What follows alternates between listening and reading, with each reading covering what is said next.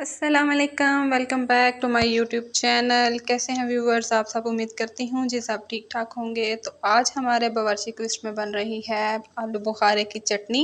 तो सबसे पहले जी 1 किलो हमने आलू बुखारे ले लिए, उनको इस तरह से कढ़ाई में डाल के थोड़ा पानी उसके अंदर ऐड करके उसको ऊपर रख दिया पकने के लिए। इस तरह से रखने से ये होगा कि हमें आलू बुखारे का छिलका जो है वो बड़े अच्छे तरीके से हम उसको जल्दी से रिमूव कर सकते हैं। तो इस तरह से आप उसको पानी डाल के ऊपर पकने के लिए रखेंगे और इस तरह से उसका आप जैसे ही 1-2 बॉयल आता है तो आलू बुखारे का छिलका बड़ी आसानी से उतरने लगता है।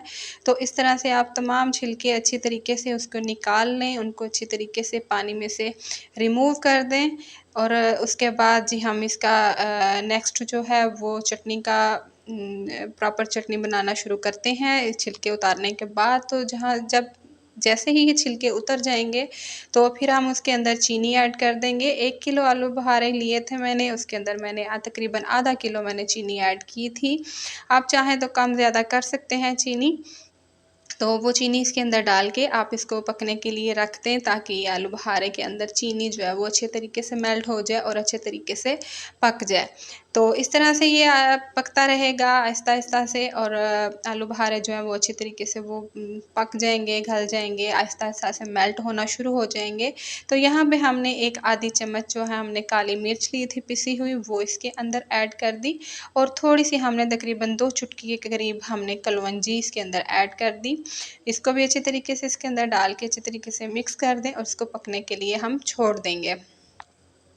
हमने इसको इतना पकाना है कि इसका शीरा जो है वो गाढ़ा हो जाए। आहिस्ता-आहिस्ता इसमें हम चम्मच चलाते रहेंगे, इसको ढक्कन दे के पकाते रहेंगे ताकि इसका जो अच्छे तरीके से इसके अंदर से पानी जो है वो खुश्क हो जाए। लेकिन ये इस चटनी के ये बात लाज़मी याद रखिएगा कि इसको ज़्यादा थिक नहीं करना। इसको हमने लिक्विड की सूरत में ही रखना है क्योंकि जैसे ही ये जब ठंडी होती है तो ये मज़ीद एक्स्ट्रा जो है वो गाढ़ी हो जाती है। तो अभी ये देखिए इस तरह से इसके अंदर बबल्स बनना स्टार्ट हो चुके हैं। ये तकरीबन अब चटनी हमारी जो है वो बनने के बिल्कुल करीब है। इस स्टेज पे आके हमने इसमें चम्मच मुसलसल चलाते रहना है ताकि हमारी चटनी नीचे नहीं लगे।